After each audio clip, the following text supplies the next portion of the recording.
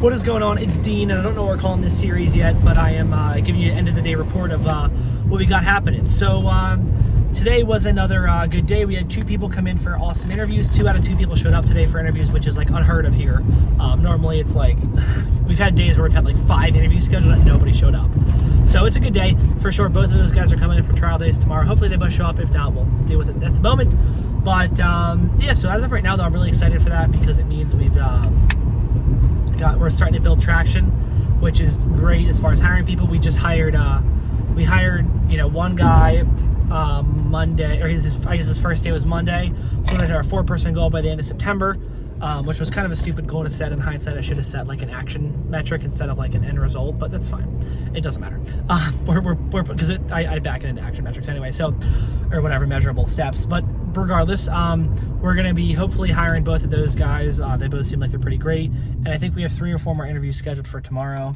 The biggest life hack I have for Indeed ads is you just got to repost them. Like, I don't know, we repost them. We kind of post them, and then as we it's really funny because it kind of works perfectly with how we generally hire, because we hire them, and then like by the time we get somebody hired, the applicants are kind of trickling in, so it lets us kind of just call them and keep our like applicant pool moving and keep that process going. And then we leave that ad up for a couple months, and then we're ready to hire again, we just repost. And if we're like hiring like we are right now, every week we'll repost the ad just to get it back to the top of Indeed's list of ads. And we're also like a responsive employer. Like if you look at our ads that come up, and that's just because I don't know, I feel like most people just put ads up and just don't even look at them or whatever, or just like skim them occasionally. Like we reply to them like very quickly, like same day usually, or next day we're calling the applicants or looking through and sorting them. So I think Indeed also gives us preference that way because the applicants actually hear back, and Indeed needs applicants to go in their application. So anywho, we're doing good with on the hiring metric. As far as booking out, today I did like 5 estimates. It was really busy today.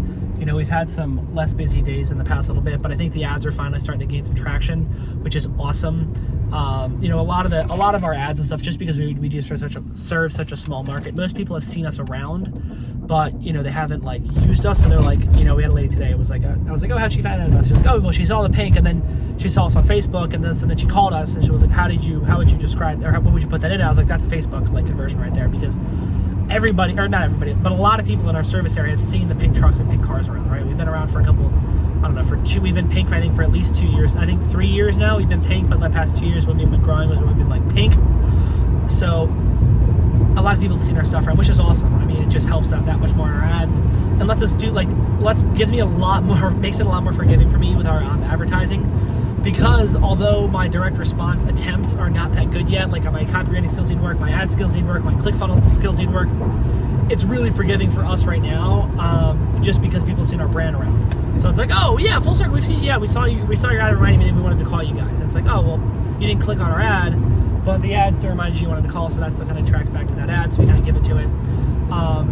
Overall, I think that we spent like $700 on an aeration campaign, and I think we got like, give or take 4 leads from it, which is like, okay, that kind of sucks. It's like, yeah, but if they're getting 2 of them were existing customers, we emailed all of our existing customers, so they don't want to just not responded or whatever, and then 2 of them were new customers. It's like, all right, well, it wasn't worth it for us to do that with the way we did it. I think aerations are going to be more upsells, and unless our ads might have been bad, so it's just tough when we're getting into it. So I don't know, but also initially the ads were not good, and then I had some issues with Facebook. I'm just learning it right now, so I don't know. That's just been fun to learn. Did a quick fall cleanup Facebook ad yesterday, yesterday. Just holding my phone out there and just been like, hey, we hired extra people. We're in the process. We're hiring extra people for leaf cleanup season. It's not there yet, so if you need a phone cleanup, give us a call. That one's been doing pretty well as far as getting calls in for people. And we're just trucking along as far as that goes. The AC update, what we got going on there, is that's been fun to deal with. And basically, we decided we're not going to go through insurance just because we have a $0 deductible, so it would literally just save us like $3,000 out of the pocket or whatever, and it's going to end up being probably closer to $2,500. But the initial price was over $3,000. So whatever it ends up being, we're just going to pay it out of pocket, because although we'd save that money if we went through insurance, I don't want to claim on our, if we're going to have a claim, it's going to be a real claim, because I believe it's 2 claims that were dropped. And I don't want to just because we're going to have bigger claims in the future. It's unavoidable with this business. Like I said, for liability, I'm sorry, it just is. And hopefully it's not, I hope we don't have anything ever, but we're going to. So yeah, there's that. And then in addition to that, what else do we have going on? Yeah, so basically what we ended up doing, just so you all know, as far as like conflict resolution stuff, is the cost. We got an estimate for a lot less with a company that's really great in our area, and like super awesome. And she was just like, nah. And then that company was like, oh, we don't really want to do it because we don't want to be on the hook when it breaks and somebody else looks at it and says it was our fault. Because we're going to do it right, but it's an old unit. Like I would just never repair this. We always just upsell clients into new units, or that's basically the gist of what he said. So then this other company quoted the repair at like 20 or it was $3,000. And then they were like, oh, well, because she has a service contract, we can do it for $2,700. So I was like, hey, lady, can you please get another estimate from somebody else and then see where we're at? So hopefully that estimate comes in below the $2,700. We can just pay that company to fix it, and then we're just gonna have her write something. We're just gonna write something up with her. That's like, hey, hold us harmless, and or I don't know how we're gonna phrase it, but something that basically says it's not our fault if this shit doesn't fix it. And yeah, so that should work. And I'm trying to think of other stuff we have happening. Other than that, we're our new team members are doing well. We've been doing pretty good this week as far as absences so far. Knock on steering wheel.